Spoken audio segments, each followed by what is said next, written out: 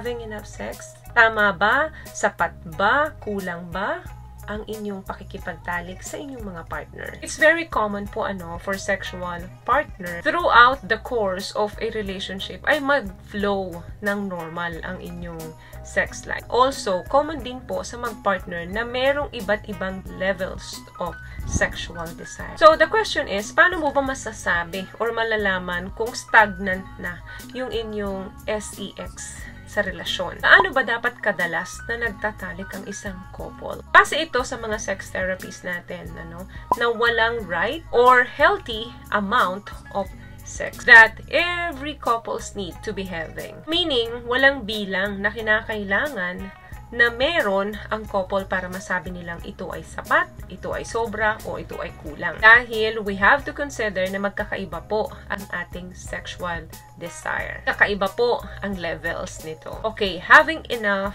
SEX, it's not about striving to do it a certain number of times in a month. Instead, ito po ay nakabase sa dalawang particular na tao kung papaano nila ikino-collaborate yung sarili nila sa isa't isa para makapag-create ng better sex that works for them. So, how to know when there's a problem? Ang talik po ay very healthy talaga para magkaroon ng successful relationship, especially sa mga married couple. Pero, may mga legitimate reasons po ang mga couple kung bakit minsan is less na yung kanilang pagtatalik, minsan once a week na lang, or minsan once a month na lang, at meron pang talagang sexless marriage na. Pero hindi ibig sabihin nun, hindi na sila masaya sa isa't isa. Meaning, intentionally po nilang pinag-usapan yun kung paano nila isusustain yung relationship nila without too much SEX. So, magiging problema lang po iyon kung meron kayong disagreement na nagaganap. For example, si lalaki gusto niya ng 3 times sa isang linggo. Then, si babae gusto niya once a week lang. So, problema na pong matatawag yan kasi may crisis na. Kasi hindi na nasusustain yung pangangailangan ng isa.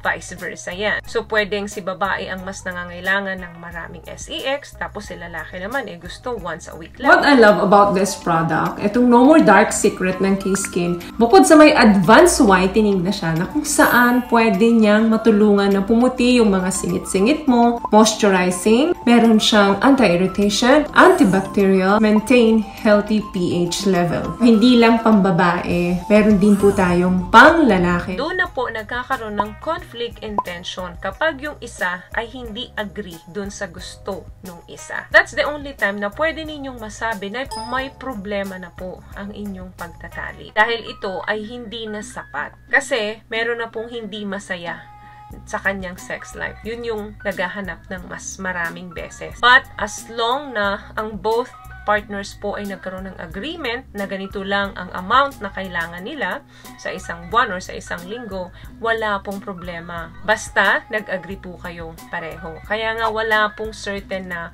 amount, wala pong certain na bilang para masabing enough, para masabing kulang. Kapag ganito po ang scenario, nakukulangan na kayo dahil ang gusto nung partner ninyo ganitong amount lang ng pakikipagtalik sa inyo, dapat po ay makipag-usap kayo sa partner ninyo kung paano ninyo isasaayos yung bilang or yung schedule ng pakikipagtalik ninyo doon sa mga partner ninyo para mag-meet kayo halfway. Kasi nga minsan, kapag hindi na natin na ibibigay or na-meet yung pangangailangan ng isa, doon na po nag-start yung pangangaliwa dahil nahahanap niya yung kakulangan ng relasyon nyo doon sa iba. So, ang takeaway po nito, ang healthy sex life po ay hindi nababase yan sa bilang o beses ng inyong pagtatalik kung ilang beses sa isang buwan para lang masabi na nasa healthy relationship kayo. Different people will feel happy and satisfied with different levels of sexual activity. So, ask your partner right now, are we having enough sex? At pag sumagot yung isa na kulang, you need to change to help you both and enjoy it more. So, yun lamang guys ang video natin for today. I hope nakatulong po ang mga tips na pinag-usapan natin dito ngayon. At kung nagustuhan niyo po ating video, please give it a thumbs up, comment down below, and also share this video na rin po sa mga kaibigan na sa tingin niyo pong matutulungan ng video natin. Once again, palagi po kayong mag-iingat at palagi po kayong manalangin. Thank you guys for watching and see you on my next one. Always love yourself and be a blessing. Bye!